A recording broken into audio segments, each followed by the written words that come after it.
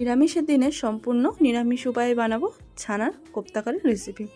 এখানে যাদের ছানাগুলো ফেটে যায় বা ঝোলে দেওয়ার পরে ভেঙে যায় তাদের কিন্তু আর ভাঙবে না আমার রেসিপিটা দেখলে।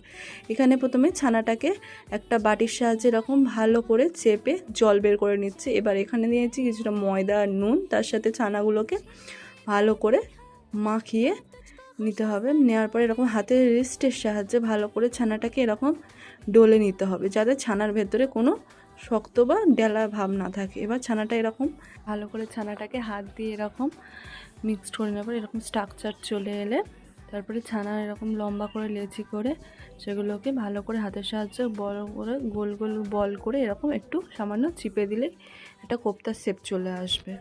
কড়াইতে সর্ষের তেল ও সামান্য ঘি দিয়ে এটাকে গরম করে কোপ্তাগুলো দিয়ে ভালো করে এপিট ওপিট লাল করে ভেজে নিতে হবে। ভেজে নেওয়ার পরে এবারে কোপ্তাগুলোকে তুলে নিয়ে ওই একই কড়াই সেই সর্ষের তেলে আগে থেকে সিদ্ধ করে রাখা আলু দিয়ে তার উপর একটু লবণ ও হলুদ দিয়ে ভালো করে ভেজে নিয়ে আলুগুলোকে তুলে নিতে হবে। এবার ওই কড়াতে আবার সর্ষের তেল ও কিছুটা ঘি দিয়ে এবার গোটা গরম মশলা, জিরে ও শুকনো লঙ্কা আর তেজপাতা দিয়ে ভালো করে ভেজে নিয়ে এখানে আগে থেকে একটা পেস্ট করে রেখেছিলাম, টমেটো, আদা, কাঁচা লঙ্কা ও জিরে দিয়ে ওই পেস্টটা করে রেখেছিলাম, তাতে জল দিয়ে ঢেলে দিয়ে ভালো করে কষিয়ে নেওয়ার পরে তাতে হলুদ ও কাশ্মীরি লঙ্কার গুঁড়ো দিয়ে আবারও কষতে হবে।